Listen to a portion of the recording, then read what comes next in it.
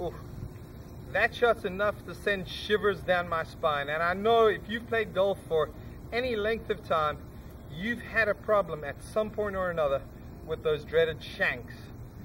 I'm going to talk today a little bit about what I would call a shanking survival guide.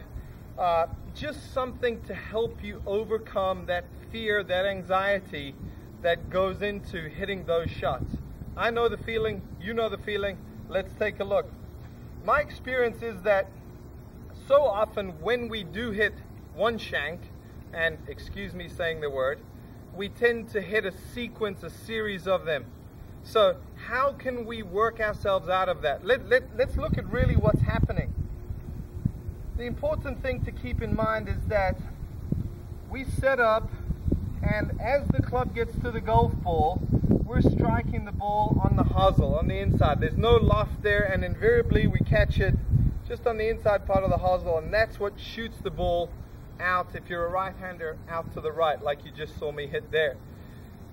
A great little survival guide to help you get out of this is as follows. I want you to, if you're practicing, and invariably when we start hitting those shots, the emotions take over. We get anxious, we start to wonder why we even play golf. I'm better than this. How can I be doing a thing like this? Here's what we're going to do. We're going to try to take the emotions out and use our head.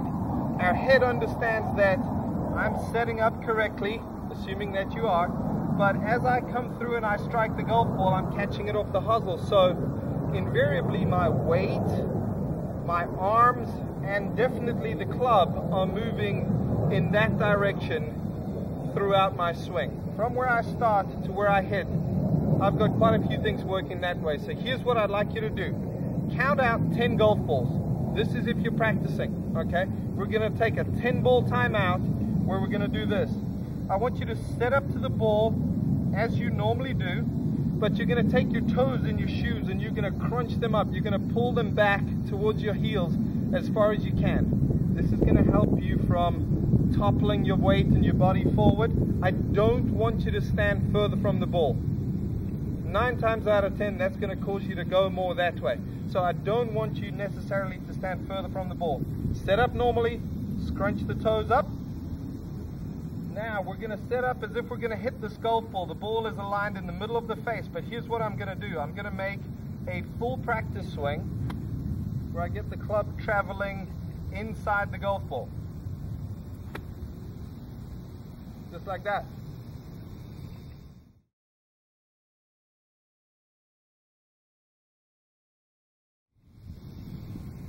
From there, I am going to try to hit this shot off the toe. So I'm going to hit my shot. It doesn't have to be a very long shot, and keep in mind I've selected a wedge because most often when people are shanking I see it with the shorter clubs. But we're going to try to hit this shot after our 2 practice swings where we swing inside the golf ball. I'm going to try to hit this shot way out off the toe, almost off the shiny part. And I'm going to hit all 10 shots with that same routine. Here I'm going to hit this one without speaking.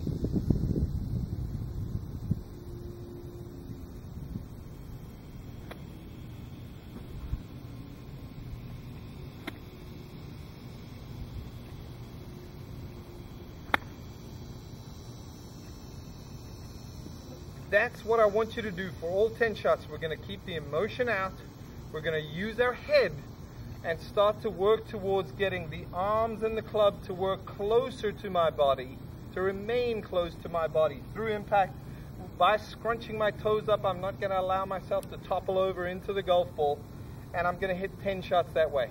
Once I'm done with those 10, I can go back to my regularly scheduled practice session as I normally do. Should you be playing and you hit a series of those dreaded pitch outs, I want you, you're going to find yourself an old divot or a piece of grass on the ground. I'm going to use this one right here. You're going to set up to it, scrunch your toes up, make 3 or 4 practice swings where the club passes inside the ball.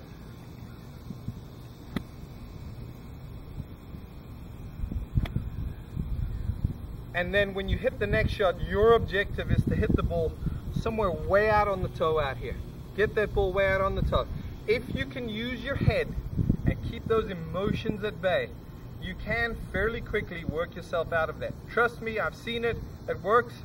Give it a try.